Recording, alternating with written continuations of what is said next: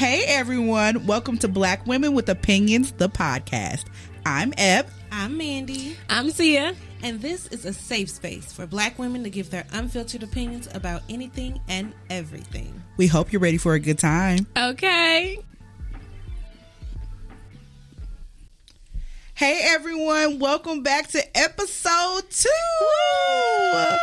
Oh, we're so excited to be back, you all. How does it feel, ladies, to be on episode 2?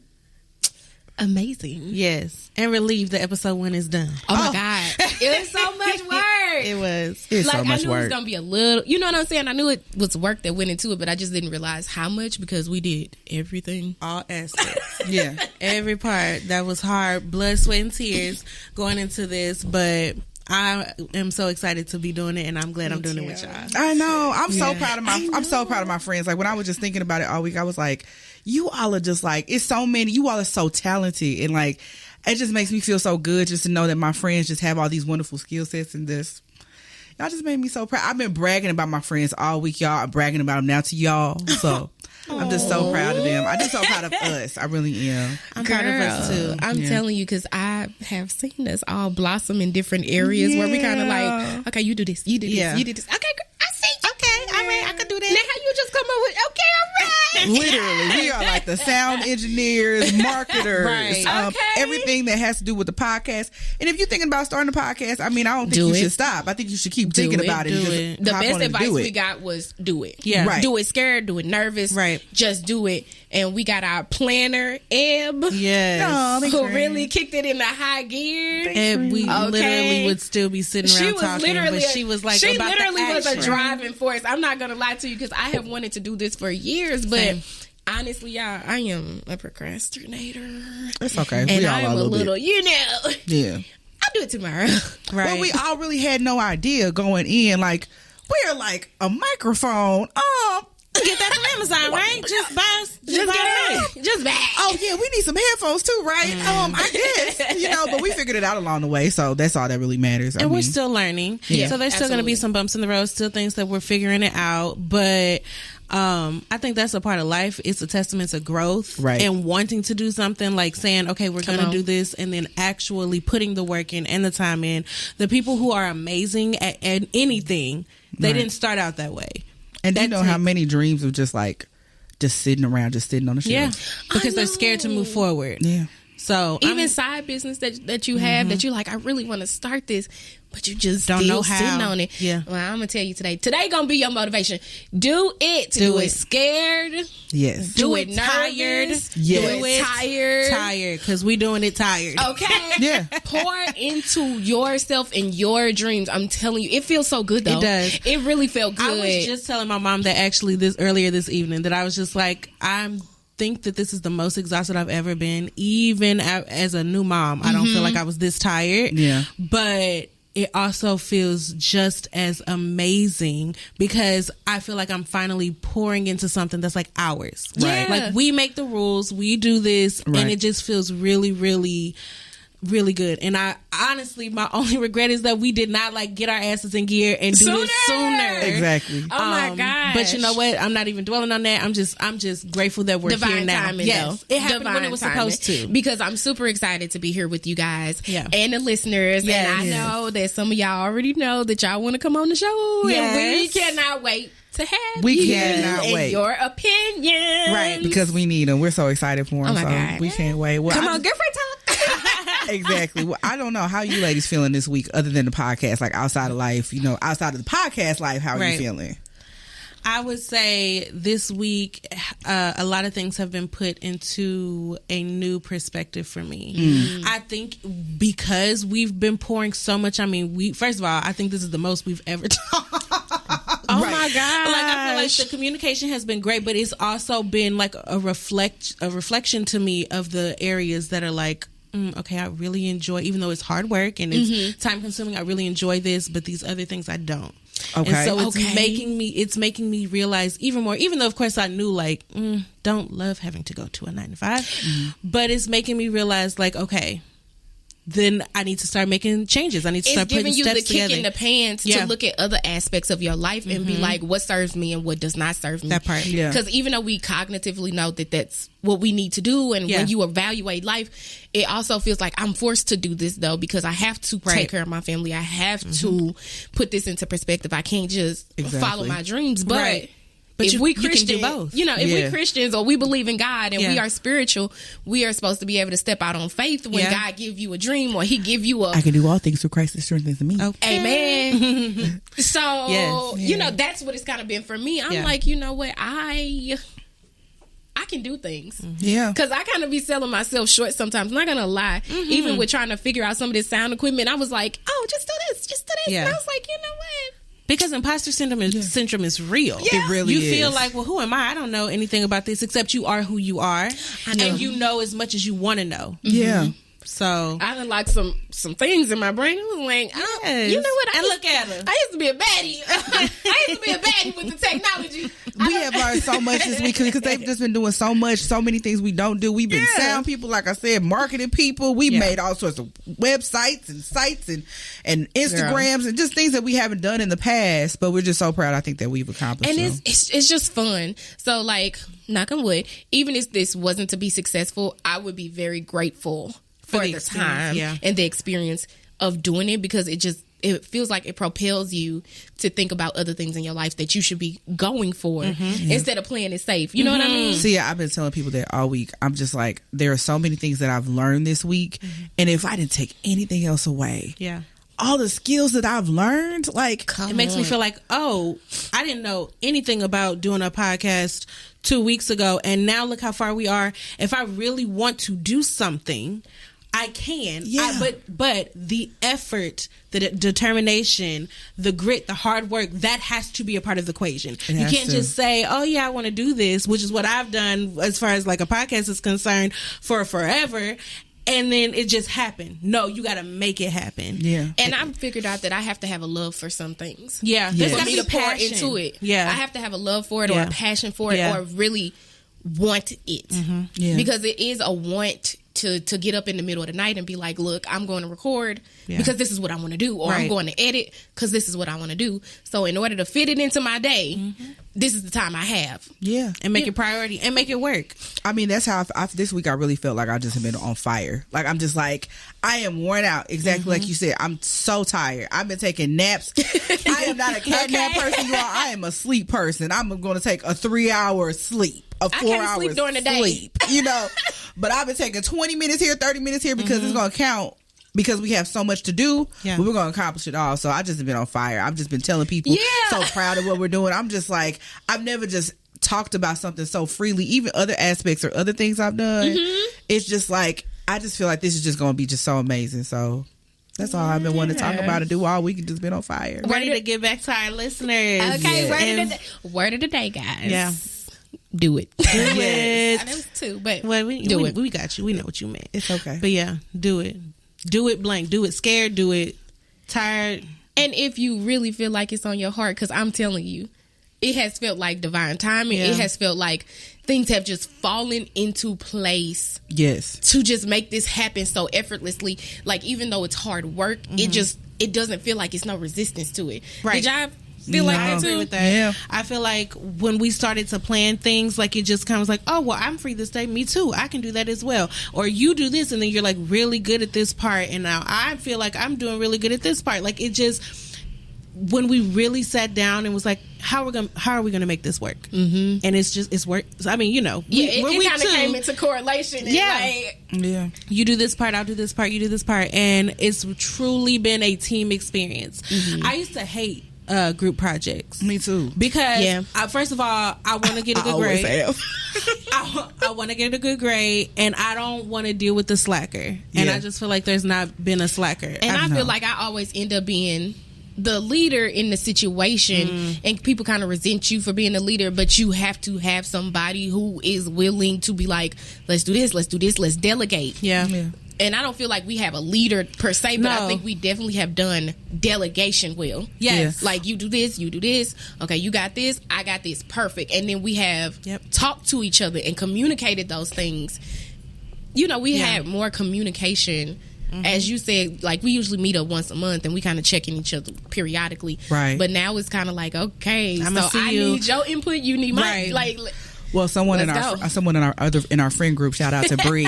Bree Bree. Hey Bree. She called out to me that she was like, I think it's gonna work because we're all natural born leaders. Like we lead very well in our lives, and we've always just been very loving friends. You know, I don't think that every friend group can accomplish this because you have to genuinely love each other. Yeah. The flaws, the imperfections, knowing that everything is not going to be in perfect time and all the time. You have to really be. You have to be there for your friends too. Yeah, and be patient with them. Like everything has to work seamlessly together like that. Because I think that takes maturity in friendships. I think that takes time, and we've had the time to cultivate that. But we even had a disagreement. Yeah, and it was kind of like it was still resolved in a loving way, which I loved so much. Yeah. That it was still resolved in a loving way. It wasn't like, girl, I don't know what you're talking about. Go on, goodbye. You know what I'm saying? It was like, no, let's educate each other. Let's be able to talk in love, so that way we can move forward with the common goal. Right. Yeah. But that's because our friendship is worth it. Our friendship is worth mountains to me. I mean, I feel like we all three said that at the top of this. Like our friendship is more important than this show. Yeah. Like we're not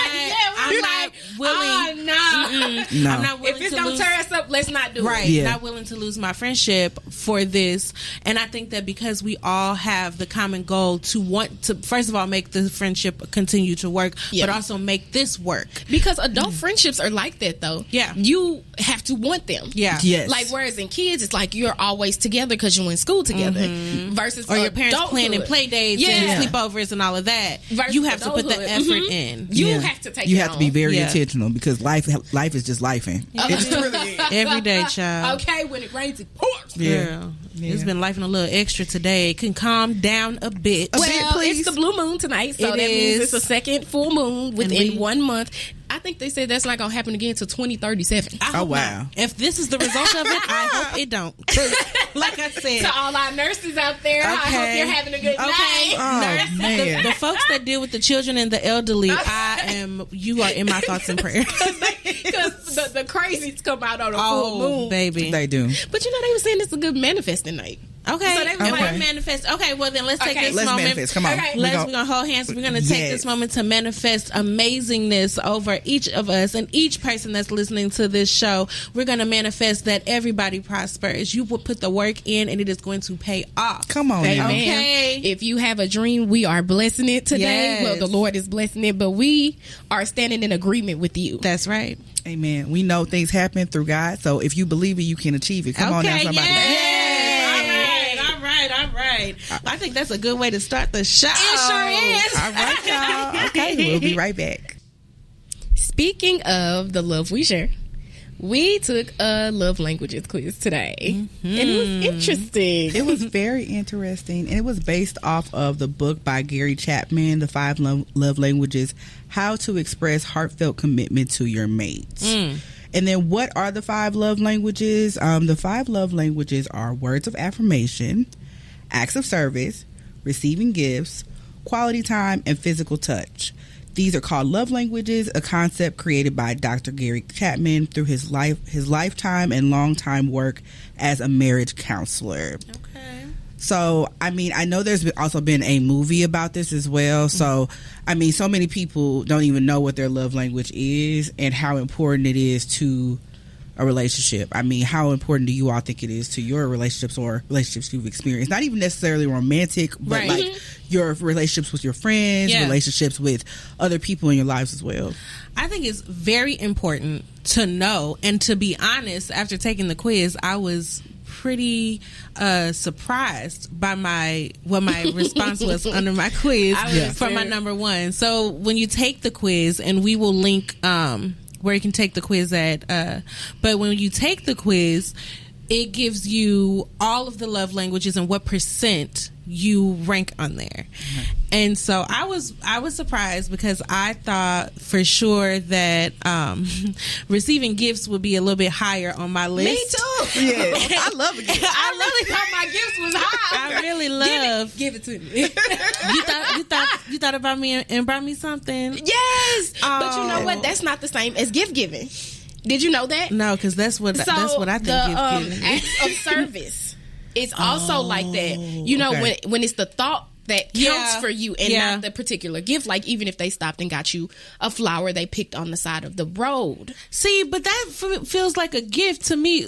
Acts of service is more like thinking like, ooh, she's going to be working all night, so I'm going to make sure her work clothes is ready for her when she comes home the next day. It is, but people can view that as a gift too. So like, then what's receiving gifts? I think gifts is really centered around like material, like a more material thing, like when you are concerned more with what the actual gift is and not the thought behind the gift. Now, I could be wrong. Is the man living that wrote this? Can you clarify for us, sir? If you What's hear his this, name? sir. What's his name again? His name is Gary. Gary, Mr. Gary. Can you clarify? Because how I interpret receiving gifts is the act of having something to offer. Because in the quiz, and if you go in and take the quiz, it mentions multiple times like a small gift or something like that. So to me, like, hubby will bring home like a Snickers, right? Mm-hmm. And just be like, I thought about you today, so I brought this for you. And to me, I would take that as receiving gifts. Whereas, like, when I come home from a long day and he's cleaned up the house and dinner is ready, I consider that more of like an act of service because he is doing something of service for me. Yeah, yes. But I don't know, because with the way that way it equaled out. Yeah. I'm pretty sure that some of those were kind of overlapping. Yeah. Well, let me see. I think I can read what receiving gifts means. Okay, it says, when you speak this love language, a thoughtful gift shows to you that you are special. In contrast, generic gifts are forgotten special events. In contrast, generic gifts and forgotten special events have the opposite effect. This love language isn't necessarily materialistic. It can be as simple as receiving your favorite snack after a bad day. Okay. Yeah. Okay. So then let's go to acts of service then. Okay. So acts of service is anything that your partner does willingly to ease your workload is a sign of love to you. You feel cared for when your partner vacuums because before you get to it, or makes breakfast as a surprise. On the other hand, broken promises or laziness can make you feel unimportant. Oh, that's big. That is big. That is big. I can see why that's my third. Yeah, because it's like, because I hate that. I'd be like, don't promise me something if you ain't gonna do it. Just don't even say it. Don't even say it to me. Yeah. Okay, so let's reveal what our top. Or do we want to just go in order? Let's go in order of what percentages our quiz was. Okay, if you go first. Okay, so my top was 33% for words of affirmation. Okay. I wasn't surprised by that. No.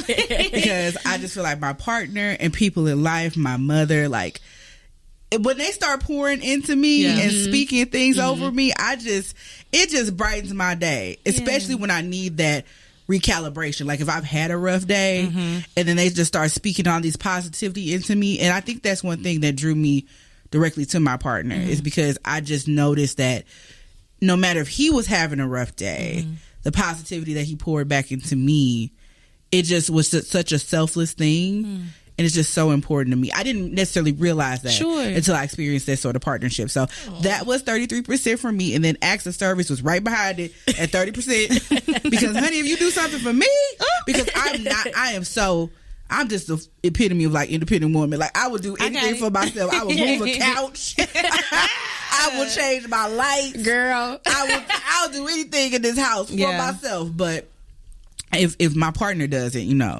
especially like you didn't ask or just does it. Just does it. Yeah, because they saw it needed to be done. And that's the best feeling. Yeah. I'm like, you're taking care of me? You feel seen though. Yeah. You feel seen. You like, oh, you saw that? Oh, I didn't realize you saw that. Yeah. I appreciate you. Let me come home and the dishes are washed. Honey, you can have anything you want. Right. Anything. Okay. Oh, man. And then right behind that is receiving gifts, because I love receiving gifts. Kind of like what you just said, what you just said, Mandy, about like a Snicker. Give me a Crunch Bar on the way home.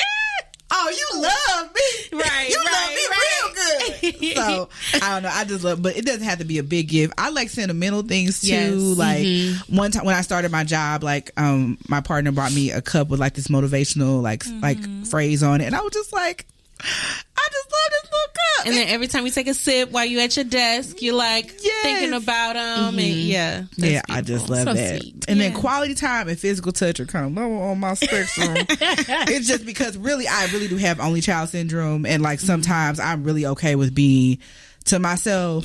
And I even we even have a phrase for it because my entire family, we have a phrase for it. It's like decompress time. Like I need time to decompress. I do that in my car. Yeah, it's a way. It's a way for us to say it to each other though, without being like, "Oh, get away from me." Yeah, like, hey, right? Because it's not that, and that's a delicate line that you tote with people. When it's not like I don't want you around.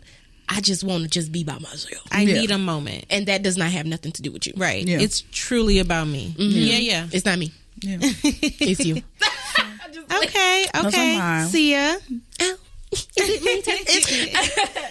Well, my top one was quality time. Okay. Which I'm not surprised by. Okay. Because I really love being with people, which is why I was like, one of my, the ways that I relax is coming to fellowship with you guys. Yeah. I really love being with the people I love. Yeah. We don't have to do anything. We can just watch TV. We can just be in each other's presence. But I enjoy being around the people that I love, especially when, like, at a job, you sometimes are forced to be with people that you don't particularly care to be around. Oh my goodness. So, yeah, I wasn't surprised. Plus, I like to do lots of stuff. I'm always like, Yeah. you want to run errands with me? Those little memes, that's me. I'll be like, You coming with me, right? Yes. we're going to Target. Oh my God. Yes. That's my favorite. Those are some of the best times though. They are. It is. You want to come to Target with me? Get some detergent. Come on. Okay. Come on. And if you buy me things. Yes. Oh man. That's why I don't go with my mom no more. She'd be like, get it out my cart. No, just leave it there. Just buy it for me. And then words of affirmation. Okay. Oh, I'm a big words of affirmation person. Yeah. I love to hear how much you love me. I love to hear how much you see me. Like, I feel like sometimes when people tell you certain things, you be like, you know this. Yeah. It's amazing. Yeah. Especially, I don't feel like we get enough accolades in our lives. Like, I don't feel like we lift each other enough. Like, especially in the workplace, you never get a good job. Yeah. It's kind of like work. Okay. And work some more. And it's this phrase out here like, oh, okay, if you die on the floor, they just gonna kick you to the side and hire somebody else. Yeah. And so I wasn't surprised by the words either, because I really love to be recognized, and I like to do it for other people. So I was like, yeah, I'm sure. Yeah. And then mine was active service at 23%. So 23% for words of affirmation and 23% for acts of service. Oh, they tied. Baby. Okay. I'm a tired mother. So anytime you can take a little bit off of my plate, Yes. or just do things where I don't have to concern myself, and you free up brain power for me to do other things, Yeah. you got me. Always. You got me. Yeah, boy. You got me, and I'm good, and you got. Okay. But my last one, it was surprising because I had 16% for physical touch and 13% for receiving gifts.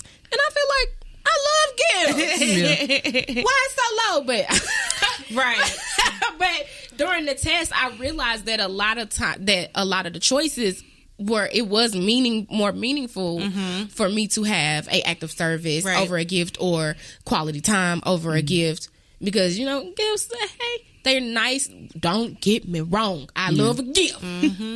But it's not the same as a lasting impression of somebody being like, I see how smart you are. Yeah. And I know sometimes people play with you and act like you are dumb blind. But you said too that just receiving the gift is great, but actually like like you thought about the intent behind the gift means more to me than the gift. Yes. Like, it really does. That's why I was so surprised that my lowest one was receiving gifts, because I feel like, but I mean, as we're having this conversation, I'm like, okay, I see why my order is aligned the way it is. And of course, thinking back to how I answered the questions and what was kind of comparison. But I love receiving a thoughtful gift. Yes. Don't get me wrong. Something real nice and sparkly is, I'm not going to turn my nose up to it. But something that you thought about and knew that I would appreciate, like 1 year for our anniversary, hubby got my wedding dress cleaned and boxed with my bouquet and my wedding shoes and all of it, and I had no idea. Yes, What sir. a thoughtful And gift. so I was like, that's not something that I would have probably ever done for myself. No. Yeah. And done. But I loved my dress. I wanted to preserve it. And so it's just stuff like that. Like I just assumed that would probably be higher on my list. That was my lowest one. So my highest one was words of affirmation. I had 23% on that. Okay. And like I said, as we're having this conversation, I do love to hear, being poured into that way. Verbally telling me how you feel about me. It shouldn't, but it definitely does affect how I'm like receiving myself. Yep. And so I just really feel like, okay, no, I do see why that one's a little bit higher. But to be honest, all my results was pretty almost neck and neck. So words of affirmation was at 23%. Physical touch, quality time, and acts of service all tied at 20%. Okay. Man. I know. So you just like love. I just love on me how you go. Listen, I'm a Cancer. I have all the feelings. I love all the love. And then receiving gifts was at right under those at 17%. Yeah. So when I guess when I really do think about what makes me feel most appreciated, most loved, you sitting down and telling me how I make you feel, that is probably at the top of the list for me. But yeah, I love this test. I sent it to hubby so that he can take it because I'm interested to see how his numbers align and see, because I definitely looking at this list feel like he fills my cup up as far as how I want it in what order to show love. So, and it sounds like he really knows those love languages. Yeah. You know how sometimes you watch these shows and you're like, it don't seem like he's loving her in the way that she wants to. Or she's loving him in the way that he wants to be loved. Because we tend to love people how we think we should love them, or what we think, or how we want to be loved. Yeah. A lot of times we will love people how we want to be loved, not necessarily how they need us to love them. And that's not how it's going to work. No. It's just not going to work that way. People don't appreciate the same things that you appreciate. Right. They just don't. And it's okay because we're all different people. And you have to know that about your partner. And it really helps, I think, with the function of your relationship when you really take the time and stop trying to love them how you want to be loved. Yes. If you love gifts, that's great. That's great, but you keep buying them all the stuff and they don't want that. They just want a hug. That's all they want is a hug. They just want to go sit down on the couch with you and watch a movie. Yes. Yeah. I had to learn that, y'all, because I want to shower you with every gift. Yeah. Any little thing, you know, and that's a love language that I love giving. I love giving those things. But at the same time, my partner just wants to watch a show with me and sit down and just watch a series. Yeah. And is so happy. Cup is full and overflowing. Or how about when they just want your presence and you kind of like, why we not doing something? They like, I just want you here. Yeah. I just enjoy you being around, and then I just melt and I'm like, you do. Yeah. I don't have to do much. You love me. Just being here. But what would you say to our listeners that don't melt? Like they get really frustrated by it. Like, because I feel like some people are in that space that maybe I was in, or we've all been in, where it's like they're trying to love their partner how they want to be loved, or they don't understand their partner's love language. I would say heal. Yeah. Because a lot of the times when we have those blockages and those barriers up, it's because it's something unhealed in you, or there is something that you are not receiving or haven't received or don't know how to receive it, or don't even know what it looked like. Because sometimes we don't even know what it looked like because we forget we all come from different households. Right. Like even if we are raised similar, we're not raised the same. Right. Yeah. So sometimes when you don't know how to just sit and be still. Yeah. You know what I'm saying? You like sit and be still. Like, this is boring. And you like your partner is That's all they want. You. Yeah. You having stop, a blast. Stop saying my story, okay? Uh-oh, somebody feel triggered. It's okay.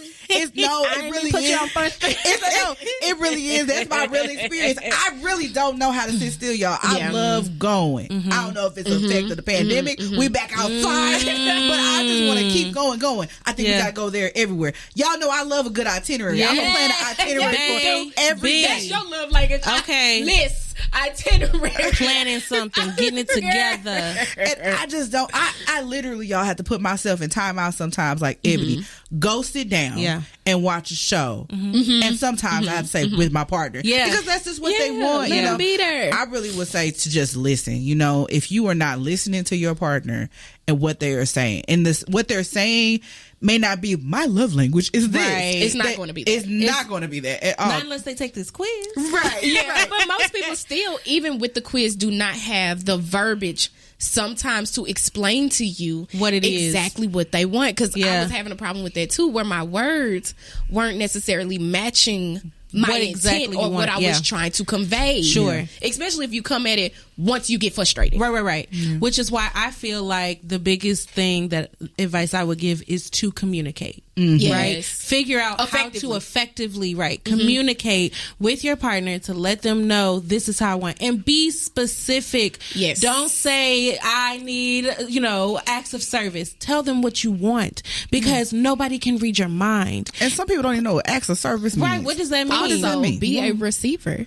Be able to receive. Be able to listen. Yeah. And I mean listen. I don't mean hear, because a lot of times we hear and we hear them and we're waiting to give our response. Yes. Which is a defense mechanism, and you cannot be on the defense if you are trying to effectively communicate. You're on the same team. And don't be discouraging when your partner is trying. Yeah. And you see that they're trying. Don't beat them down. You might say, hey, I may have wanted it like this, but I really appreciate what you did. Yeah. But also don't, if they spend some time with you, but it's not necessarily in the capacity that you wanted at the time you wanted, you still have to note it and say, hey, they tried. But you know what? That's beyond just partner relationships too, though. Oh, yeah. Because sometimes I feel like maybe we don't know how to love our friends properly or love our family members properly, and they're steady yelling at us that they want something, and we like, but you getting on my nerves. That sounds, you know what I mean? Just like when you just said that made me think of like the parent-child relationship. Yeah. 100%. Because of most parents love their children. They do. Right? And want nothing but the best for them. But if they don't know how to effectively love their child, then that's where it's going to be an issue. But yes, when they think that they're loving them the way that their child needs to be loved, and they are not. And a lot of that can have to do with their past traumas, the way that they were raised and the way that they were loved.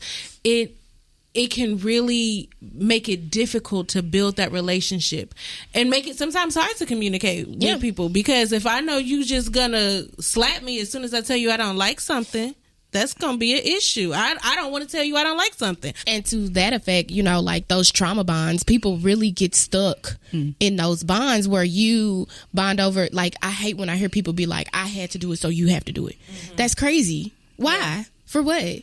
It shouldn't be like that. You should want better for the people around you, including your children, your spouse, especially your children, the people closest to you. Right. Come on now. And I think it really gets lost in translation sometimes, because they be like, I'm the parent, you're the child, and you don't really have an opinion. You haven't formulated anything to be able to communicate with me, when the whole time these are two people. These are people. Like, whether they are kids or adults, these are people with their own feelings, and you have to be open to, maybe I am not loving them in a way that they need. I don't understand the thought process of not believing somebody when they tell you that what you're doing is hurting me, or the way you are treating me is not how I want to be treated. Well, it's defense. Right. Yeah. Because instead of looking at it as I need to listen to them and understand where they're coming from, it's like, well, how dare you accuse me of doing something wrong? Yeah. And it's not like I'm saying that you were necessarily wrong in your intention or even trying to be hurtful. I'm telling you that this is how it makes me feel. My favorite way to express things currently, because it might change, is this is how I'm experiencing it.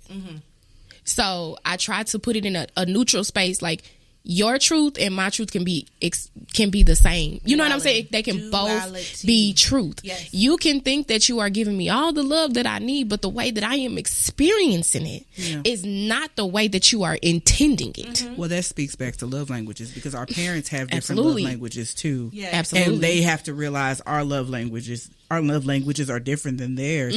And the moment that they don't, that's, I think, when you see so many parental relationships or with their children, they just seem so strained, because no one's acknowledging anyone's love language. Nobody's taking a moment to say, hey, I want to, I just want to watch a movie with you, or like, hey, mom, I really don't need all those hugs. That kind of makes me uncomfortable. Right. And then when you say that to your child, they're like, sometimes parents are like, you don't want a hug from me? Right. And they feel rejected, but I feel like as in a parent-child relationship, they are adolescent. It is really important, and I tell lots of people, even when women talk to me about having children, I'd be like, it's really important for you to heal you before you have children, or at least be trying to uncover some of that trauma, because sometimes people don't even think some of the things that they have gone through is trauma, because it's normal. It's normalized. It's normal to them. Their grandparents did it. Their aunts and uncles. Everybody around them operates in that same mentality. So I don't understand what the problem is. It's you're the problem. Why are you coming in trying to break things up, thinking that you're so smart and you got all your degrees and shit? It's literally like that. Like they like when you think you're smart with your good hip ass. So you be like,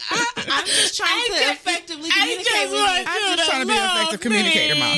Yeah. But I 100% agree with that, because even though my baby is just a toddler, when he says he does not want a kiss, he does not want a hug, okay, we're going to respect that, because that's a boundary. Yes. And maybe like to your point, maybe that makes him uncomfortable. Yeah. Maybe I don't want a hug. And listen, it's some very grown people whose feelings get hurt on a daily. Oh, I'm when sure. I make them respect his boundary. Yeah. He does not want to hug. I do make him say hello, goodbye. We're not going to be rude. Be respectful now. Yeah. We're not going to be rude, but there are a lot of adults who look at it as disrespect. That you're not gonna kiss me, you're not gonna hug me. No, he's not. And sometimes y'all smell like cigarette butts. I don't want to be up on you. Yes. And your breath stink. I don't want to be that. And close. a child doesn't know how to articulate that. And if they did, they would be deemed disrespectful. Right. But sometimes they are also unmanaged, overstimulated. Yes. You got to remember that a child is just learning everything, the whole world. Sometimes it is overstimulation when you come in and you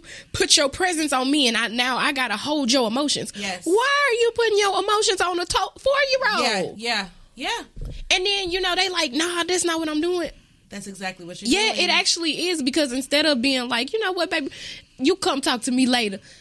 It's not like that. It's like, you better make him do it and you disrespectful for not. What? No. And I will say that Wait a minute. He will warm up to you so much. I mean, it is, me and hubby talk about it all the time. The people who give him his space and let him warm up, those are the people that he gravitates to. And the ones that's all in his face and, hey, come here. No, come give me a hug. Them the ones that every time he see you, he hiding behind my leg. Because he's like, no, I don't want to. And clearly you are showing him already at 2, almost 3 years old, that your boundaries, your feelings don't mean much. And my big grown boundaries and feelings mean way more. How your rejection, what I'm taking as rejection, is more important than how this makes you feel.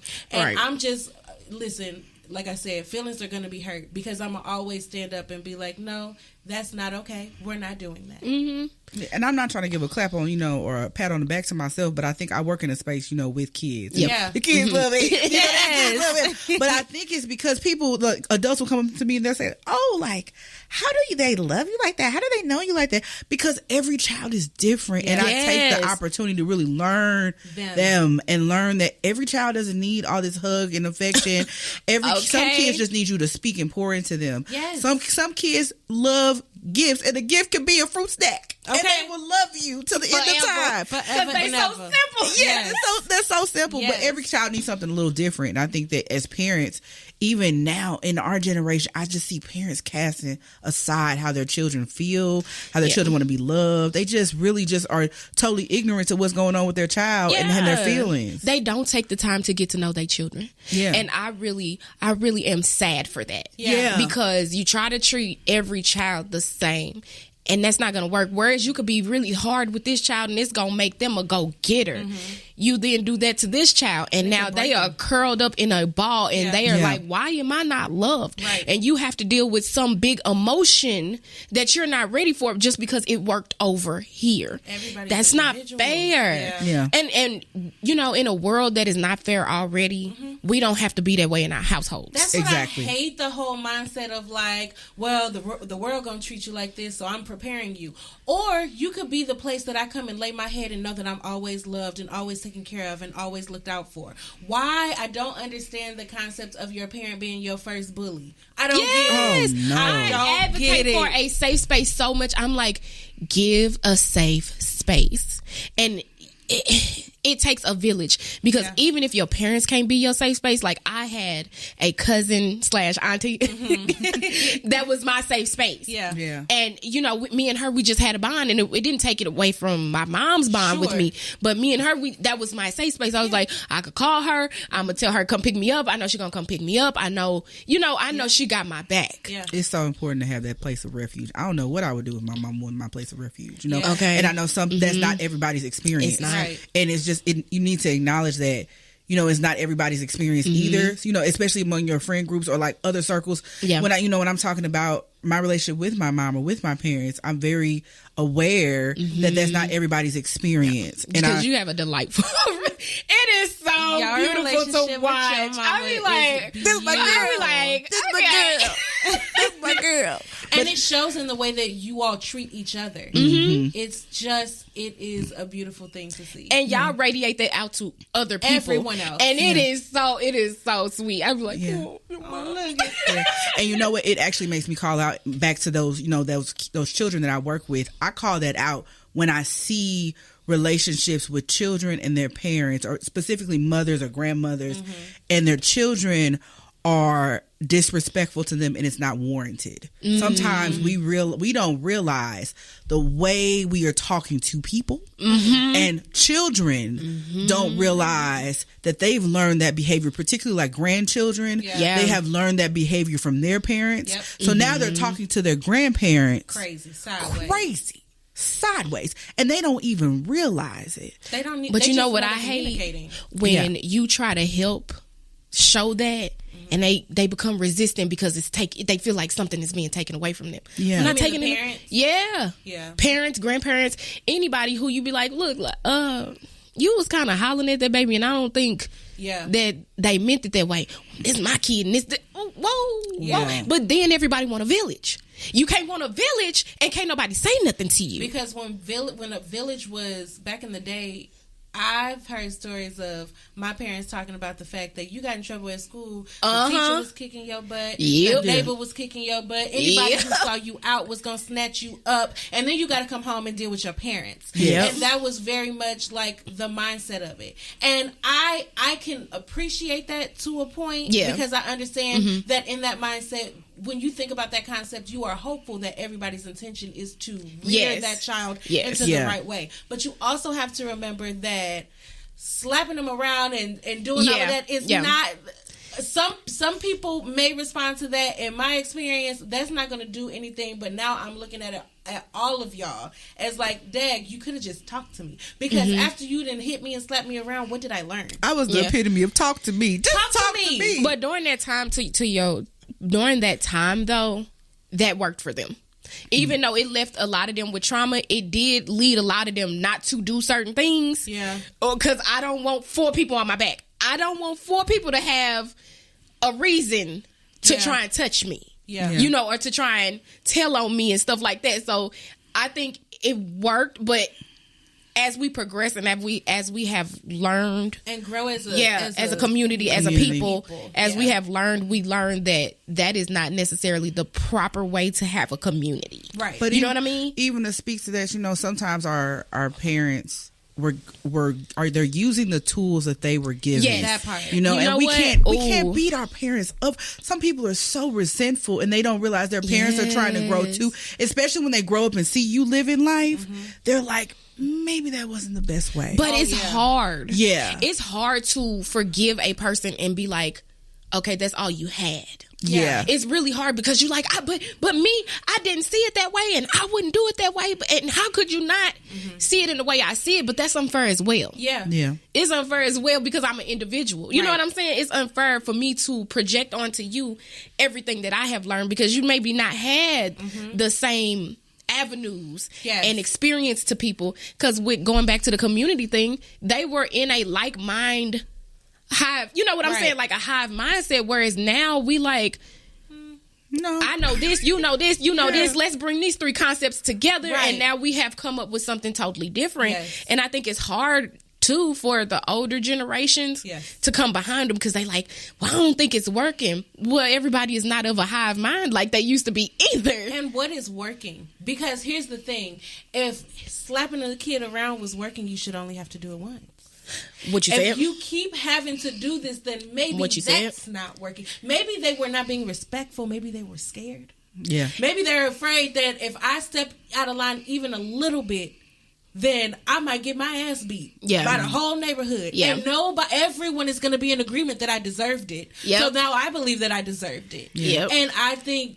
And it internalizes some traumas, and it leads into different relationships where you can become abusive or have abuse done to you, and you don't recognize as abuse. Yeah, because all you knew was abuse, and not necessarily saying. I mean, I know. Look, I got whoopings. Most of the people that I know, our age, got hit at least once or twice. Yeah, but what I'm speaking to is just like, I am uncomfortable with somebody feeling comfortable enough to put their hands on my child, especially in this day and age. Yes. Now, because we know more, so we have to grow and adapt and be better. And don't get me wrong, because I am still I don't mind a pop or two, but I don't believe every situation warrants a smackdown. Yeah. Like y'all are whipping them. Yeah. You're not spanking them. You're not popping them. You're not like, oh, pow on your hand. Don't do that. You know, just to get the snap memory. You know, like I was talking about when I was talking about the stove thing. I needed her to know that I was serious and that I needed right here. And a clap wasn't gonna do it, and a look at me wasn't gonna do it. I was like, no, I need you to know that you cannot touch this stove. I need you to remember that. Be like, oh, I'm okay with that. But I don't think because she threw a toy down the step, that I should knock her head off. Now that's not okay. And I feel like sometimes parents take their own traumas and the heat of the day and the anger of the day out on the baby when it wasn't that. And I say this all the time. I be like, look, don't get into it with me. I got too much going on, and you don't want this tongue lashing that you gonna get that you don't deserve. But you can really explain things to children. You can explain them, and you can talk to them, and you can tell them how it made you feel in such a firm way that all that shattering, that hitting and smacking down was going to do. You can do that to them with it. I'm not saying that that's what you should do. You shouldn't have an emotional pull with your kid. But you should make them understand that you made me feel this way. You put me in this position. But you know what? You should, though. Yeah. Because they also need to be able to come back and tell you, Mom, I didn't like when you hit me. It really made me feel sad. And so now we have dialogue about where this came from. And kids, you don't have to use big words. You don't have to be an encyclopedia with them, but you can come down to their level and say, look, I understand that, and we can talk about a different punishment, but I needed you to understand in this moment, this is not okay for you. It's gonna hurt you, or whatever it is that needs to be explained, because every kid don't need that.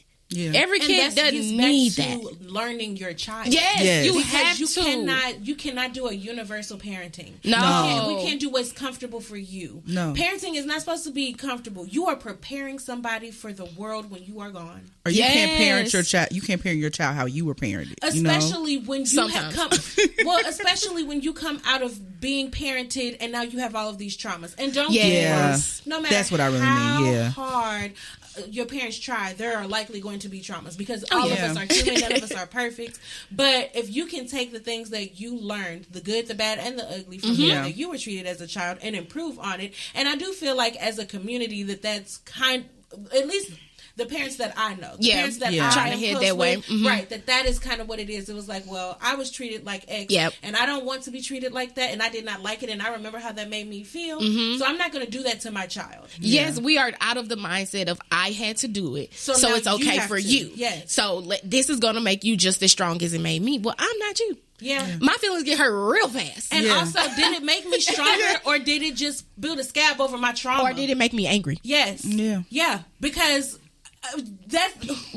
go out there and smack somebody right now and see if they don't get pissed off about it. Or did it make me distrusting? Right. Right. Or did it make me suppress who I am? Yeah. And know that, okay, I cannot talk about this. I cannot act this way. I can't, because a lot of times kids are just, they learn through exploring. Yeah. Yeah. So they're testing boundaries, but that don't mean that the end of the boundary got to be smacking you in the face or knocking you down. Maybe it's like, now you don't get to go outside and play. Now, don't get me wrong. I do know. Now, I know we're talking about a lot of, on the gentler side. I do know there are times when your children really, they test the boundaries. Yeah. That's good. Yeah. They test it. And you got to remember that your child. Yeah. But in those moments, I feel like as parents, we do not get to just lash out at them. No. I feel like we have to take the time and be like, let me remove myself real quick. Yeah. Let me remove myself and You have let to me regulate breathe. yourself. Yes, you do. Regulate yourself Yes, so you that do. then you can really Yes, you address do. the problem Yes, you and do. not your emotions. Because your Yeah. child is not your punching bag. In that part. And Yeah. and sometimes the disrespect that you feel is not the disrespect that they intending, especially when they are trying to act out and get your attention and tell you something.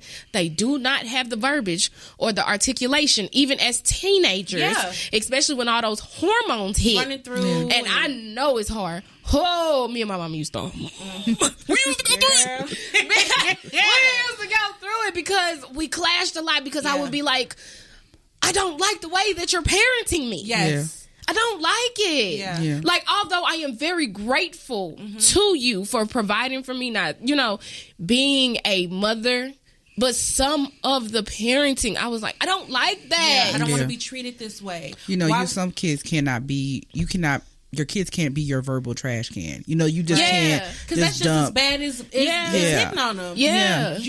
I hear Calling them dumb and stupid. Yeah, your parents' voice is your first inner thought. Yeah. Like that is the first way you think about Too, yourself. some parents are jealous of their children. Yes. They're little my kids. goodness. That happens a lot in the mother-daughter relationship. Yes. Like I've been looking at a lot of, like psychology and stuff, and the mother-daughter relationship can be so tumultuous. Yeah. And I'm like, Just imagine if a word of affirmation was never poured into the child because their parent is jealous of them. girl. And a lot of times it can be even circumstance. Yeah. My daddy wasn't there, and you have a 2-parent household, and so the relationship you have with your father now is a trigger for me, and that's where it goes back to what you were saying, Sia, about making sure that when you have kids, you at least start the process of trying to heal yourself, or at least make sure that you can recognize and start to learn your triggers. Because when you know it and you can acknowledge it, you're like, ooh, that ain't got nothing to do with what you're doing right there or what I'm calling disrespect. Yes. Because a lot of times what was deemed disrespectful for us when we was growing up was really us trying to find our voice. Yes. And if I can't find my voice at home, where am I supposed to be comfortable trying to find it? And then it leads Right. you into certain situations where you are afraid to speak up. afraid to speak, and you Yes. take certain things that you shouldn't have to take. Yeah. Or that once you get your footing and you be like, oh, I'm ready to knock everybody out because y'all been taking advantage of me. Yeah. Or that's what I see you doing. You ready to knock everybody out, so that's how I'm supposed to be, right? Yeah. Yeah. Healing. Oh my God. That's why I advocated for it so much. Y'all gonna hear me say it all the time. That heal yourself. Heal yourself for all your relationships. Yes. Not just your children, not just your siblings, your family, your partners, your work, because it can extend into work. And the relationship with yourself. Yes. Oh, Because my goodness. How are you loving on yourself? That is the biggest one. Yeah. If your parent is constantly calling you stupid, You start to believe that shit. that you go one or two ways. Yeah. You try to prove to them that you're not Right. stupid, or you be stupid. Yeah. And you may not be a stupid person, but because that is who they are telling you are, because that is the parent's role. It's to lead and to guide. Yep. You have been here. You have gone through life. So now that I am coming here, you are supposed to lead me and guide me and help me get across the hurdles that you went across so that I can make my own mistakes. Yes. Right. I mean, how are you supposed to love on yourself if you take all these love languages into account, but your parent has never poured any of those into you? Yeah. Oh, how hard will that be? You won't speak kindly to yourself because you never had a word of affirmation. You don't even know what that looks like. I know. You have no idea what that even looks like. And it's hard when you are friends with somebody and you see them talk down to themselves and you like, why are you saying that to you? That's a word, because there are things that I have said to myself that I would never say to somebody I love. Yes. And it's just like, damn, why? Okay, I need to check myself, because it starts with you. Yeah. The way that you perceive the world starts with you. Yeah. And so when you talking so mean about yourself, if I were to like write that down and give it to somebody else, oh my God. Yeah. Or how about the defense mechanisms we come up with? Yeah. Because I was just talking to somebody earlier, one of my really, really, really, really good friends. Hey girl. And she was saying that sometimes I would come off snooty to her. Or that I thought I was better than her. And on my end, I was like, why would you think that I would never do that? Yeah. That was never my intent. Right. When I was talking to you, it was never my intent to make you feel that way. Right. But I'm learning, once again, through healing, that sometimes my words and my verbiage or the way I may say something can rub a person the wrong way, even if that wasn't my intent. Even if when I go back to it and I'm like, well, I meant this, this, and this, it is still already, it's already done. It's already out there. So now they already feel some type of way. Right. Yeah. And I'm like, it was defense, because when we were talking about it, it went way back. I mean, it went way back. And they were like, you have been like this for years. And I just didn't know how to tell you the way that you were making me feel. I just knew how to lash back. Yeah. And then when you would lash back, I would be like, where this coming from? Right. But it was coming from the miscommunication that we were having. And the miscommunication on my end was coming from some deep-seated feeling like I needed to prove who I was. It have nothing to do with it. Nothing. Yeah. But I felt the need to prove who I was. And then it became so ingrained that when you're telling me that you feel some type of way, I am oblivious to it, because I'm like, I don't know what you're talking about. I don't do that. Yeah. I don't know what you're talking about. Yeah. Yeah. Yeah. And I learned it from our disagreement. Okay. Part of that, I learned it from our disagreement, that sometimes what you're saying and your intent can be so different, especially when you are talking to other people with other experiences and other perspectives. Yeah. Or even what's going on in their own life. Right. Yeah. If you always feel like you gotta fight, and now your friend come up to you and she's acting like she gotta fight, now we fighting, and it's a whole tumultuous trauma cycle between two people who actually really care about each other, but you're always at odds. Yeah.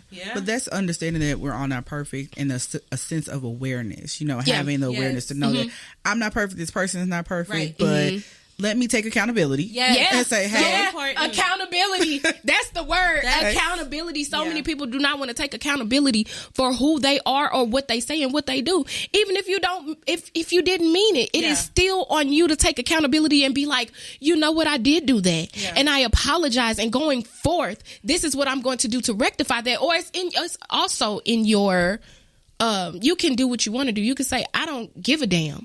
I like that about me, and I'm going to keep it. Okay. But then that gives that other person the option to decide. Right. It gives you the option. Well, I'm glad you like it. I don't. So let me step back. Let me change our relationship. Yeah. Yes. But it gives people the option. Yes. Is it worth losing my friendship over my pride? Yes. Is it worth losing my relationship over my pride? Something that's not tangible. I can't grab my pride. Right. My pride can't love me back. Right. Yeah. My pride ain't gonna vacuum up for me. But you give people the option. I really like giving people the option of what they want to deal with. Yeah. Because just because I like it about myself does not mean that I get to make you. No. It don't mean that. Right. Yeah. And most of the time you're gonna try and change for the people you love.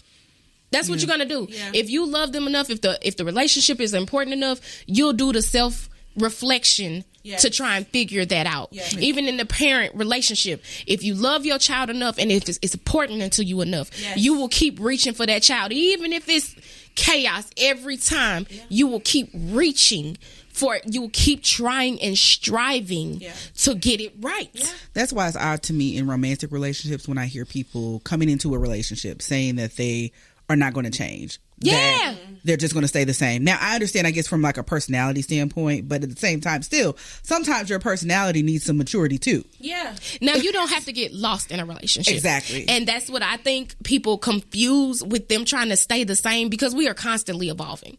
Right. I am not who I was last week. Right. Yeah. Just through experiences, maturity, everything. I'm not who I was last week, last month, last year. Right. So when you go into a relationship with the mindset of I'm not going to change, it hinders you and it hinders your partner, because it doesn't allow growth. Exactly. But you don't have to get lost as a person. That's a good so point. just because they like cars, you don't have to like cars. Right. Just because that's their hobby, you don't have to go every weekend. You get to have your own hobbies, your own personality, your own person, which they love. Yeah. They don't want, if they want to be with the same person, they be with themselves. Exactly. But if you keep saying things and that person keeps acknowledging, hey, that's hurting me, or hey, you keep doing this for me and it's not really how I like to be loved. Can you do it this way? And you're just not acknowledging, oh, well, that's just how I love people. Yeah. That's just how I treat people. Be willing to be flexible with people. Yeah. How do you be a straight bar and be like, I am not willing to flex, bend, or move for you, and then expect the other person to flex for you all the time? That's crazy. With everything. You're gonna break them. Do them. it my way. Yeah, you're gonna break that person. Yeah. And I don't know about you all, but I just want everybody to be whole that I love. I just want them to love. I just want them to be perfect.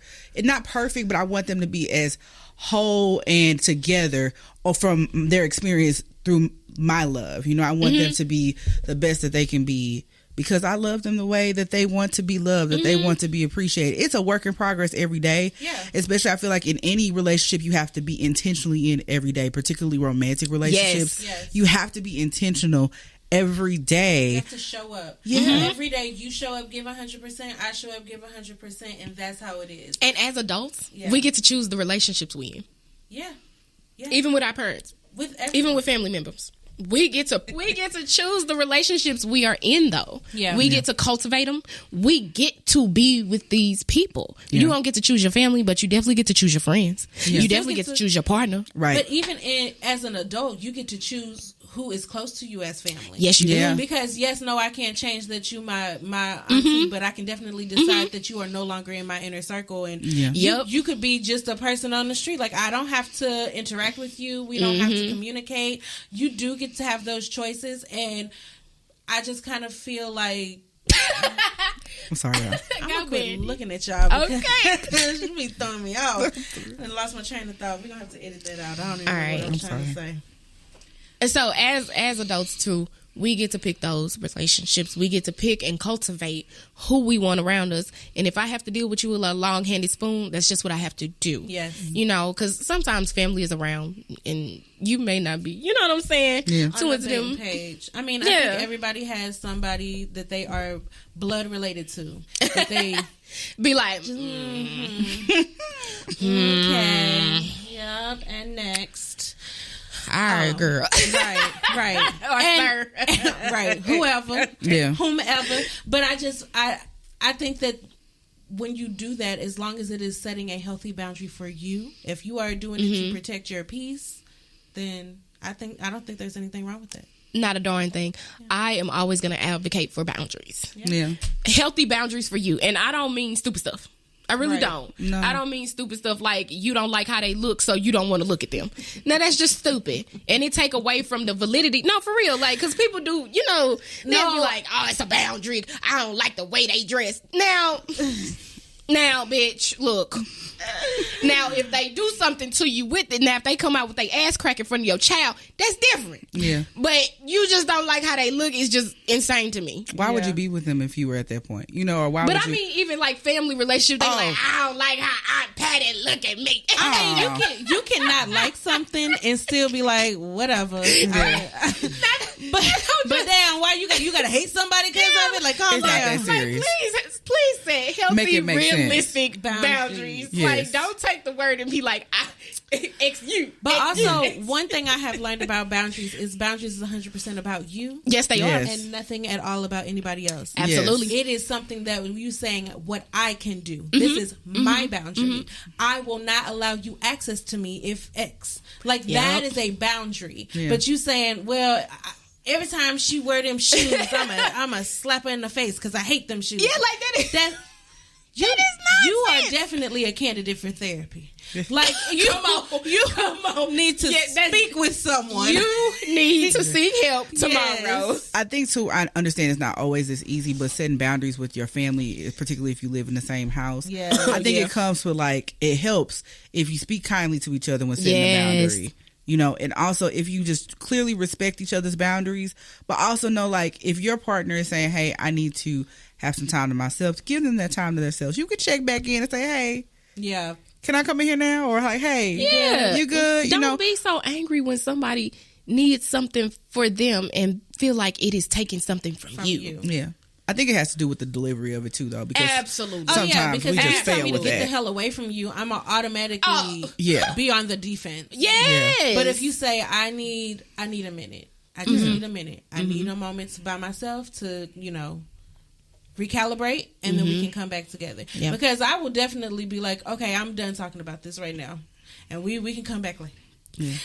I do think it's a fine line. You know, if your partner never wants to be with you or never wants to baby, Okay, now that's now, but called see, a red flag. Once again, we talking about what people want and what people need. Right. And if your partner is never wanting to be with you, and you are somebody who always needs to be with their partner, That's not a good match. it may That's be not. something that y'all may not be right for each other. And I hate to say stuff like that because I don't like to dictate other people's relationship, but Well, for some your people are just not good for each other. that's Yeah. true, but for yourself, but you have to decide that for yourself. Yeah. Because me telling you that it's not going to work is not going to stop you from being with them. No, it's not. But sometimes you do need an outside perspective. Absolutely. Yeah. To be like, okay, because when I'm in those type of situations and I see that, instead of being like, y'all need to be with them, well, sometimes I do say that. But It depends on the person. It depends on the situation. It's like, girl, pack your shit. I'm coming to get you tonight. Yeah. But a lot of the times I'll start the conversation as just like, I noticed this. How is that how it always is? How does that make you feel? Yeah. Are you okay with that? That's a big one. I'd be like, how you feeling? Yeah. Or I like to ask them about their gut. They good? Yeah. Oh, what is your okay? What's your Child, gut? I thought you meant like your stomach. Like, Lord. I mean, it is your stomach, but I'm I'm telling you, I'd be like, what is it? Intuition. I'd be Yes. like, What are you thinking? What are you feeling about this? because usually what it is, Yeah. I don't know. I believe in it. I've subscribed to your intuition. Yeah. I really do. How you feel? How you feel about that? I feel like love shouldn't feel like you're running a marathon in the opposite direction. Oh my God, no. You know, if you feel like you are, Oh my God. it's a, I think it's a natural feeling to have apprehension and feel like, oh, I want to run away from this every once in a while. But I feel like if you feel like you are always in that state of running, you are trying to flee from the relationship because you're not being loved properly, because the person doesn't want to spend time with you, because the person is not pouring into you the way you need to be poured into. Yeah. It's time to reevaluate. It's time to reevaluate that. If that's a stuck feeling, if that's in your gut, that you just feel like I'm trying to flee, if that's coming across as anxiety or fear or depression, Go with or it. you just want to be away, go If with you can't sleep around a person, yeah, that is a real problem. That's That not is your love. body telling you need to get away from this person. That's fear. If you can't never get peace, you can't never get calm, you can't never get comfortable. If you feel like this person would do you ill will if you step out of line, that is your intuition, that is your body, that is God, that is spirit reaching out to you and saying, hey, this is not for you. Pay attention. Yeah. Pat, you have to, and I'm not saying that there are not times when relationships are hard. Relationships are hard. They are. Don't let nobody tell you they peaches and cream and rainbows all the time, because they are not. Because you have to show up for relationships. You have to want to be in them. You have to want the change, want the growth. All relationships are work. Every so much type of relationship that you have, yes, even the ma'am. one with yourself, yes, ma'am. Is work. Yes, ma'am. And so if you are not willing to put the work in, it's not going to thrive. And when you're talking about a relationship with someone else, both parties or all parties have to put the work in. Yes. And if one person is putting the work in and the other one isn't, it's not going to work. It's just, it's not going to thrive. It's always going to be feeling like you just pulling somebody along for the ride and that they're not invested in it. And so it's important to, in those type of situations, to reevaluate, because you can't make nobody do nothing. Okay. Yeah. And if somebody is telling you constantly that I'm not going to change for you, I'm not going to incorporate. Yeah. And they don't have to be telling you with their words. Oh, no. No. They can be telling you with their actions. Actions speak so loudly. Well, sometimes they do tell you with their words. It's just not, I'm not going to change for you. Yeah. It's, okay, babe. And no change. It come around and it's 10 times worse. Yeah. And you like, I just asked you to stop doing that. And they like, okay, babe. And continue on to do it. Like, reevaluation. Yeah. Reevaluation. Yeah. I'm not telling you to leave, but I'm definitely telling you to take stock. Oh, yes. Yeah. Yes. I agree. Because just make sure you're doing what's best for you. Amen. Yeah. Okay, church. Speaking about what's best for you, what's something that you love for your partner to do for you, or something you love doing for your partner? Okay. I guess it kind of does tie back into like our top love language, or the one that we ranked with words of affirmation.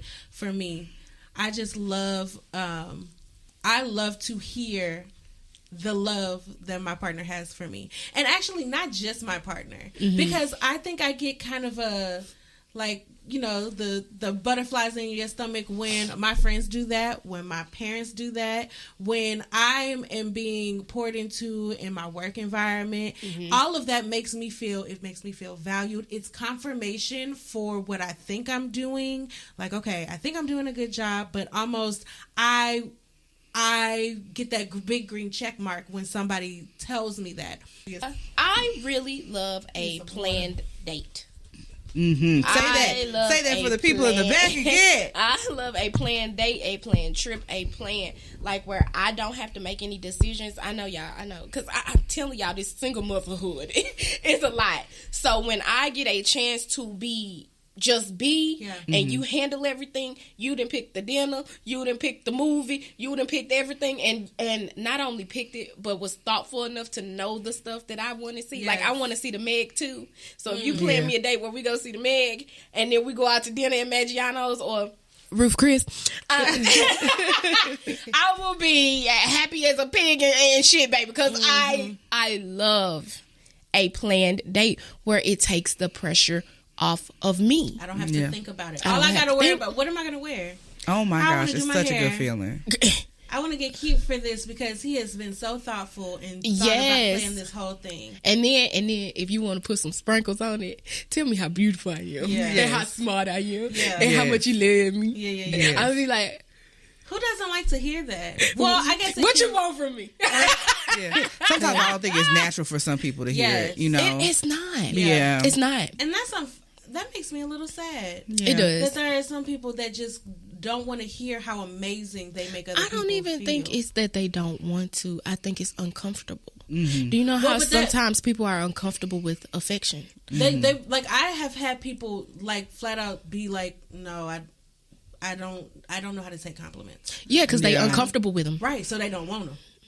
But I'm telling you, it's not they don't want them. It's the uncomfortability. They don't know what to do with it when you give it to them. They don't even, because I've had people like that. They don't know how to say thank you. They don't know how to just revel in it and be like, oh, you really think that I'm so smart, right? No, they be like, why you saying that? It's okay to be humble and get complimented. Yeah, but they be like, why you saying that? Yeah. Are you trying to say I'm not smart? And you like, I think it makes people think that they're boisterous by getting a compliment. But it's like, just be humble about it. Or getting physical touch. Yeah. Have you ever had people who like don't like to be hugged or don't like handshakes, don't like, you know, we kind of touchy-feely sometimes. We like to touch each other's hands and girl. And, you know, some people are really uncomfortable in those spaces. And you know, it kind of make you feel some type of way because you're like, I didn't mean to violate a boundary for you. Yeah. And that's okay. I think we're all learning. So if we do, and somebody says it, you know, you just you take note of just honor it now. Forward, right? Yeah. In your relationship or any relationship, if somebody says it, just say, hey, you know, you have to acknowledge it. Don't brush people off. Yeah. Because that just keeps making it more uncomfortable. Under the rug will make it feel like it's not important to you to understand that this is something that somebody doesn't like, or the total opposite, making sure that when they do communicate that they do like something, and then you sweep that under the rug and it never comes up right, again. and you never do it again. It's like, well, damn, were you trying to piss me off? Why are you holding it from me? Dang, I done told you I like this and never again it'll happen. You know what I really hate? Speaking of what I like, what I hate is in a relationship, I'm an affectionate person. To punish me to take away affection. I'm like, I'm not your kid. You got to love me in spite. You know, when you're talking about a romantic relationship, or even a parent, anybody, you got to love me in spite of. You don't get to take away affection because you feel some type of way. That is like punishing somebody, especially if that's their love language. I understand being like, in this moment, no, I'm not interested in hugging you right now. I am very much pissed off at you. That's communicating though. But that's a little different. Doing that I think is okay, but yes, like this is just I'm gonna just be 100% transparent and honest. There was a situation a few weeks ago where my son was clowning at bedtime, and had like a rough day all day. And so I said, me, him, and Dad have this routine at night. 1, 2, 3 hug. We all count to 3 individually, and we all give each other a hug. And it's a whole thing how we do it. It's a whole routine. It's so cute. And that is cute. This day, I was like, I'm ready for him to go to bed. We're not even doing it tonight. Aww. And I put him in the bed, and I closed the door, and hubby didn't say nothing. And then as soon as I closed the door, he was like, that's punishment for me too. That, like, I enjoy that at the end of the night. Like, and see, that's what I'm talking about when you don't, he was like, I don't want him to go to bed like that. Yeah. And then when he said that, because I was so deep in my frustration, my aggravation, and 100% not just him. Like, you know, the chronicles of how everything had transpired today. Life is life. Life is life. And then now you are acting a plumfool half all day. I need a spade. I need a break. But yes, you are right. We should not be withholding that end of the night love that we give him on a routine he has come to expect. So we marched our little selves right back in there. Turn the light back on. Come on, let's do one. Because it creates a trauma though. Because it's like when I'm bad, you don't love me. And that is never what I want him to think. Ever. Yeah. I'm upset with you. I can love you and be upset with you at the same time. Absolutely. And so that and that. I feel like I knew that concept, but that was like a true life example of it in action, in the moment, and being like, okay, wow, yeah, I don't want him to feel like that. So let's go in here, let's fix this. You are in trouble, but I still love you. Love you. Come on, give me a hug. Come on, get this angry hug. Right. That just made me think of, a few days ago I was at my mom's, and she always kissed my forehead before I leave. And she was just busy doing something. It wasn't she was just busy doing something. And I leaned my head all the way back in the door. I was almost a completely different direction. And she was like, what are you doing? I was like, the forehead, Mom. What? Why are you playing? This is not brand new. Yeah. I was on one leg with this tilt. Like, girl, if you don't kiss this forehead, you don't give me this. Mine is not as sweet as y'all, but booty rubs and booty slaps. I'm like, yeah. You ain't. Yes. The way I will push my whole behind back out. Like, because I know you see me. Now, right I know here. you see this butt. Oh, man. But when you were saying that, too, there was another podcast I listened to earlier in the week, and it was like shutting down is also a way to withhold love. Yeah. You know, and the Capricorn in me, that's my toxic trait, is to shut down. Yeah. You know, and it's so unfair to you as well, though. Yeah, because you can't receive anything either when you shut down. No, and you don't even get that. Yeah. I'm like, it's unfair to you just as unfair to me. Yep. Like, we can be angry, and I mean with anybody, we can be angry. And I said that to you. I was like, I'm gonna let you be angry, but I'm not gonna let you go. Yeah. And the reason I'm not going to let you go is because I want you to know that you are still loved here. Yeah. We may differ in opinion. We may fight. But you are still loved here beyond a fight. Beyond anger. Because I'm not going to be angry tomorrow. Right. You know what I'm saying? I mean, and we were over it that night. Right. So yeah. I don't want you to leave with that when I know that I love you, more than that. You know what I mean? Absolutely. And I don't want to alienate you by withholding what you have become accustomed to. Right. It's always been a safe space with me, and now it's not. Yeah. Now I feel some type of way. Now I'm triggered. I'm trauma bonded. I'm mad. I'm like, what is going on? Because she kept trying to shut down on me, and I was like, absolutely not. Yeah. I'm not letting you that's go. something that's definitely something that I'm working on. But that and again, that's just. I mean, I can't even remember my childhood. Like, I know. I'm upset, and now but it's had probably to learn best it. for me to not say anything because what I have to say, the first thing that's going to come out is not what I want to come out. So well, see, I have come to a place where it don't bother me. Yeah. So when I'm listening, it don't bother me because it's not personal to me. I know that you're angry. Yeah. So say what you got to say. We gonna clean it up later, but right now it is very important for us to meet on a different ground. It's important that this discussion is important, but we are important. Our feelings are important. What we are bringing to the table is important. It's important for the maintenance of our relationship for you to know that you can still come here, regardless. And I love a person who don't let go. They be like, look, I understand. I know you're mad. I know you're sad. But I'm not going to let you go. And even if that means agree to disagree. Or that means put a pin in it. We'll talk about it later. Or that means, however the resolve is, the end goal I need from my relationships that I want people to know when they come to me is a safe space. That's the way I love to be loved. It's just don't let go of me because sometimes I'll let go of me.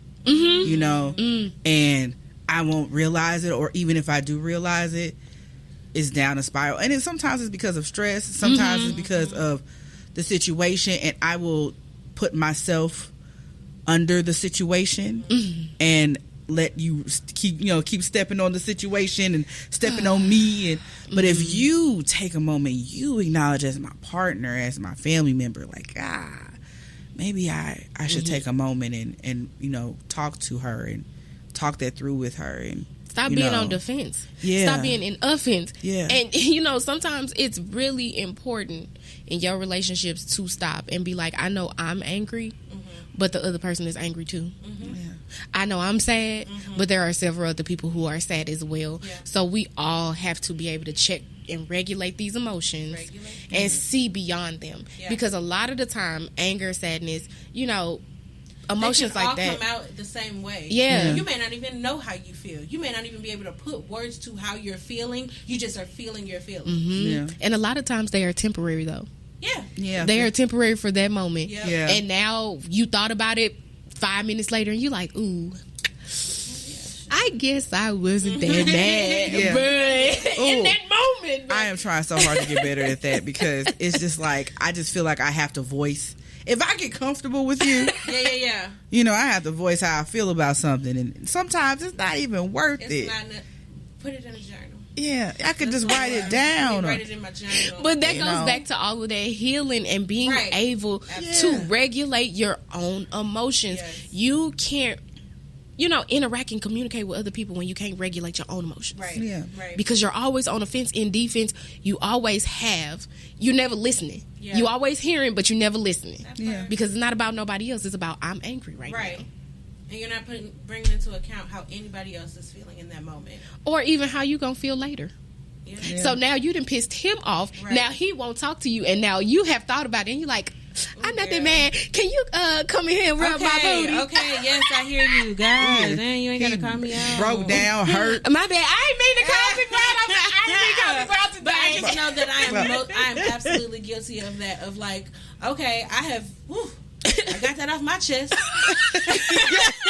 feeling great. I feel much better now. Don't you feel good? Yeah. You want to go get something to eat? It's like looking at you like, hell no, get the hell away from me. And it's like, oh. Get out of the Side mouth. eye. Yeah. Side eye. Actually, Yeah. that's funny. Oh, man. Oh my goodness. Okay. Oh, man. Well, all right, you all. Well, we'll be right back. All right. All right, ladies. We're going to talk about a segment called Black Women Joy. It's all about the things we love. It can be anything we love. Yeah. So we're just going to jump right on into it. Sia, what's the thing you wanted to talk about that you just love? Yeah, I just love EOS lip balm. I got like 3 or 4 of them. I got the tube. I got the little, like the lip gloss tube one. Yeah. Girl, the chapstick one. I have them all. I have one in my car, one in my purse, one on my bathroom sink. That's how much I love them. Oh, people ask me all the time, how do you keep those lips so luscious? EOS. Hey, holla at your girl. we are accepting sponsors. We are accepting partnerships. Absolutely. Absolutely. And these lips are luscious, I'm telling you. But seriously, you make me love it because like she buys them for us like almost Christmas every gifts. Christmas. I know. Yes. I love when I partially know what I'm getting sometimes because it's like I know my lips gonna be moisturized all year. How about them wool socks last year though? Yeah, yes, baby. When I say them feel like clouds on your feet, I was so mad when it got hot and I couldn't wear my socks no more. You're gonna be sweating. We give good gifts. We do give good gifts. We do. They thoughtful. They are thoughtful. They thoughtful. What can be helpful and what's going to be used, because I hate getting gifts that nobody uses or they just sit there. Like I bought y'all tumblers, yes, wine tumblers, yes, because that's what's appropriate. That's what's needed on a daily basis. Okay. So. Yeah, think about me every time you drink your wine. Yes. Okay, yes. But I know they come in like lots of scents, and I was about to say flavors, lots of scents. So. Do they call them flavors? I think they do actually. They shouldn't. They ought not. Because we should be eating them, but they do. Some of them have a little tang to them. I don't tend to eat mine, so sometimes I lick my lips and be like, "Oh shit." Well, at least it's pleasant, and I believe. Don't quote me. I believe they all non-toxic ingredients. Like they all okay. I would pray that anything you putting on your Well, it be coming out later on that they be using calf hooves and to give you cancer. You know what I'm saying? Like baby powder. Yeah. It just came out. Yeah. That's why I was like, so from what I know, I have not done any lab testing. I am not a scientist. I just know I have luscious lips. So, and it doesn't feel like any calf hooves. It doesn't feel like calf hooves. Feels smooth and shea buttery. That is a good thing. We need it to feel like. Yeah, I don't know that would help anyone's lips. I'm just trying to say, I love it. Yes. She truly does. She truly does. She loves it and she has shared it with us. Absolutely. What about you, Mandy? So for me, there is a cosmetic brand called The Lip Bar that I'm obsessed with. Black owned, black woman owned. Yes. And I have loved this brand for a long time. But my thing that I want to talk about today is their matte lipstick, liquid lipstick. It's called Brick House. And when I tell you, she a brick house. And it's a red. It's a beautiful shade of red. It's actually the red that Mrs. Michelle Obama wears. Oh no, that's right. Okay, our real first lady. Yes, my forever. What is it, Flotus? Yes, forever first lady. But it's the shade that she wears, and it is gorgeous. I've seen it on multiple skin colors. It's actually the first red lipstick that I was like, oh no, okay, this is doing something. And so anytime I'm ready for a red lip, that is what I am pulling out and putting on.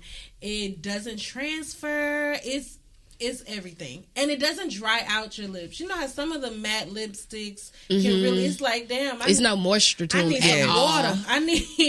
But it's not like that. I'm infamous for a red lip, and my lips will, I hate the ones that are just always so dry and or they crack. They crack and they're flaking off. Listen, I have eaten, drank, partied, no problem. The lipstick's not going anywhere. And that's what I love in my cosmetics, especially your lipstick. I don't want to have to reapply every 45 minutes. Yeah. Okay.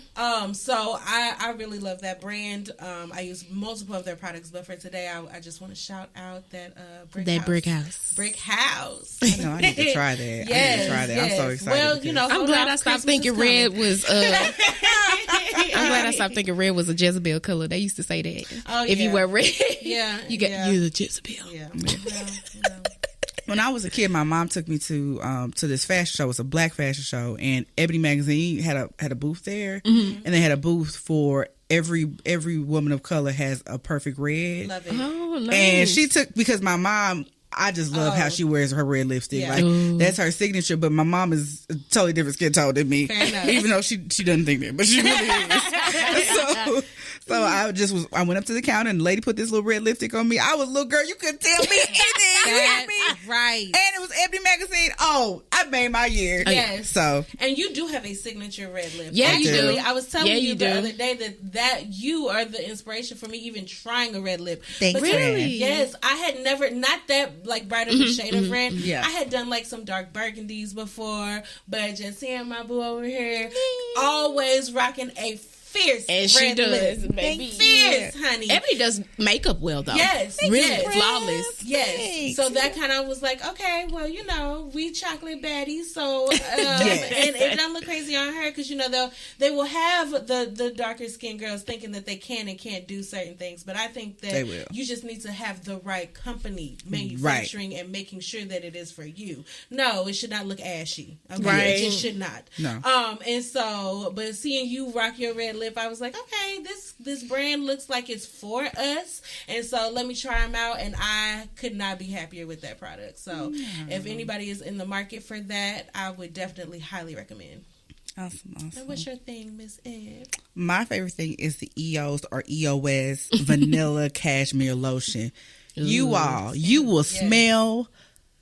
I don't know if you're going to taste, but you're going to smell like a cupcake. Who eating it? But we going to smell. You going to smell. Okay, all right. You gonna because smell. I just... Oh my God, you gonna smell like a cupcake. Now I can't tell you gonna get ate up or not, but you're gonna smell like it smells so good. It's so moisturizing. Literally, the moment you turn the cap open, and it doesn't smell like a drugstore lotion. It smells like something you definitely would get from like Sephora or like some huge department store. But it smells so good. They have some other ones in there too. I know they have like a sweet and cozy scent. I haven't tried that yet. But the vanilla cashmere, y'all, I'm like scraping inside of it. You know what? I really like they hand lotions too. Yeah. They hand lotions. I had they pomegranate one. Smells. I would be walking by people and they'd be like, "What you put on?" Yeah, that's it. It was they hand lotion, and my hands would stay moisturized because y'all know I was working with a lot of paper, so it was drying my hands out. And that they hand lotion was actually really, really nice, and it was affordable, and I didn't care about putting it on 40 times. Right. I think all these things can be found at Target. Yeah. So Hey. if you Shout out to Target. We are also Hey, taking Target. sponsors. yes. So if you need a one-stop shop, just go get all those things. But you know what I really do with the vanilla cashmere lotion? This is the key. This is the major key, ladies. You take it, you put it all over your body, and then whatever vanilla scented perfume you have, you put on there, and it just like glue. It just sticks to you. So that's really what. Now, are y'all perfume girls or are y'all body spray girls? Oh, give me a perfume, and I like to layer my perfume. Yes. Yes, I'm a huge perfume lady. Like, I'm the perfume gal, honey. Yes. Another shout out. I mean, since we on the subject of it. Yes. Are y'all familiar with Scentbird? Yeah. Yes. Okay, so that is like one of my. I went through a phase where subscription boxes where it was a problem. It was a problem. I had to get confronted by it, and so okay, now enough is enough. But Scentbird was one of the ones that I held on to because if anybody out there is not familiar with it, it is a subscription box. You can pick your tier depending on how many scents you want to get sent a month, or every other month, or every 3 months. And you go in there, you build like a scent catalog on their app, and then you can start picking scents. And these are not just, Who Shot John. These are the Gucci's. These are the Marc Jacobs. These are the So names I was you know. wondering that when I was looking into it. I was like, are they giving Bath and Body Works, No. or are they giving actual perfumes? Because sometimes they will, just throw some shit together. and say, these "Here's some off perfume." brands or this mess, No. and you like, It's not dupes, it's Prada. You're getting you're that's getting exciting. the actual brand. Okay. And so I like that because instead of having to spend $100+ on a bottle, of perfume, I can get the little. They're not tiny. They're a nice size. Yeah. For about $15 a month, I was getting like 2 or 3 of them, and they would last for me because I would get so many. I could switch them out, and they would last even longer. But you can really figure out what scents you love, and then I would go out and buy the larger size of those. See, my mom buys me the travel size. I know y'all saw it when we went to Beyonce. Yeah. That little travel size one. I love those. Yeah. And they're similar size to that. Yeah, and see, you don't have to buy a whole bunch. Right. And so if I love the Daisy, then I'll go get a big bottle of Daisy. Yes. But if I don't love it, then I don't have I leave it in the bottom of the purse. Yes. Because it's nothing like getting a perfume and then you think you like it, or it smells good on your friend. And it don't smell good on you. Go out, you buy the big bottle of perfume. Next thing you know, you get home and it just doesn't smell like a skunk on you. Yeah. I realize it messes with your body chemistry. The certain scents don't work with certain people's body chemistry. Yeah. I did not realize that it does. I thought it's a scent. It's going to smell the same on me as it does on you, and it doesn't. It does not. So it's a good way if you're like somebody that's wanting to try to get into scents, or you're just not sure like what you like. I didn't already pick my signature scent. It's this Dior. Oh, it smells amazing. Yes. And it's always a hit. Every time I wear it, people are always like, how do you smell? Right. They like, you smell so good. Recently, I've been wearing Versace Noir, and I just love it. But I stopped smelling it over time. So if you stop smelling your perfume, don't be alarmed. Don't be alarmed. You're just used to it. I know, especially when people would like hug me or get real close, and I'd be like, "What? You so close?" And they'd be like, "I was just smelling. You smell so good. What's that? Yeah, what's that?" Yeah. And I always got the perfume in my purse. Well, baby, here it is. Look at you being a walking commercial. Because I have different scents. Like when I'm at work, I still like perfume at work. I do. Yeah. I know some people be like, I like perfume at work. I like to smell good. So I have a work perfume, and I have my like everyday perfume, like when I'm just running. Yeah. And there's so many ways. There's Scentbird. There's even like Afterpay or Klarna. If you need to break up the payment of a perfume, if you want to get the big bottle, if you want to get the big kahuna. I say for every woman, you should invest in you a signature scent, and Agreed. I mean a perfume, Agreed. Not a body splash or body spray, because those don't really last. Even though I love those, like I love them when I get out of the shower or something. I'm just sitting around the house. I use them to layer my scents. Yeah. So sometimes stuff like that'll be like a base, and then I'll mix it with something else. Yeah, but a perfume, I think every woman perfume should is have. Woman shit. It is, and every woman should have a perfume that they love. My favorite right now, and so I can't say that I have like a stamped signature scent because I love them so much that sometimes I like to switch them out. But one that I cannot stop picking up and having for probably the last 2 months is I don't know if I'm pronouncing this right. I think it's the Carolina Herrera. Very good girl. Yes. Ooh. Very good. So they have like multiple scents. It's the one with the heel. It's the one with the heel. My mama collecting all the bottles. Okay. I'm like, girl. I'm obsessed. I was at what was I at? Ulta, and I was trying to figure out which one. I knew I wanted one of them.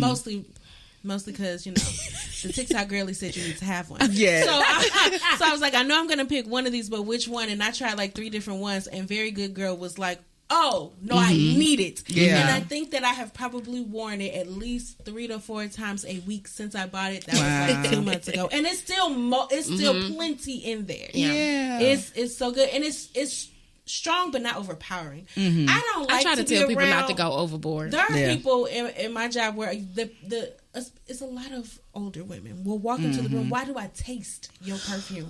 But they wear such strong scents. It's not even like it's a light, airy scent. No. They wear it's like my eyes watering, my head white hurt dime. now. They wear white dime. And they be like, and you be like, goodness, I'm about to fall on the floor. You're just gonna kill me, huh? You done left 45 minutes ago, and this whole room or some type of sweet pea, because sweet pea really irritates me. I can't and they put it in a lot of different perfumes that different scent, and it really irritates my nose. I don't know what it is, but I don't dislike the smell, but it gives me a headache. Yeah. So when you wear too much of that particular scent, I be in there with a whole headache, like, baby. Yeah. Did you take a bath in it? Right. Yeah. Yeah. You have to know too what works with your body chemistry. Get a fan. Goodness. Get that girl a wash rag. She needs to wipe some of that off. You can't. It's just too much. After the shower, they still smell like it. Right. Like, you can't even get it off your your skin. skin. Couldn't even get it? No. Too much. Oh, goodness. But yeah. So, okay, well, yeah, those were some good things, ladies. I'm excited. I already knew about the chapstick, of course, from gifts, but I'm definitely gonna have to check out that lotion. That sounds like it could be a winner. Yeah. I know I'm gonna go check out Brick House. You all been not far before I get to the store. I'll tell you that. This is not TikTok. Do not go and sell everything out. Okay. I just playing.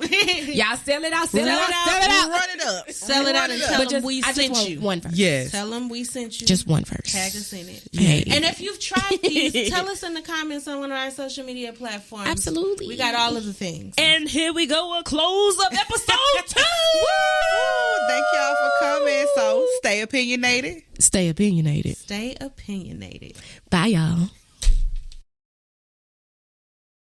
Hey, y'all. We just want to remind you that you can listen to each episode on Apple Podcasts, Spotify, Amazon Music, and YouTube. Search Black Women with Opinions and make sure to subscribe and click that share button. You can follow us on Instagram and Facebook at Black Women with Opinions Podcast. You can follow us on TikTok and X, formerly known as Twitter, at BWWO Podcast. And lastly, make sure to subscribe to our Patreon at Black Women with Opinions Podcast. Thank you for your support. We appreciate it so much. We love you and stay opinionated.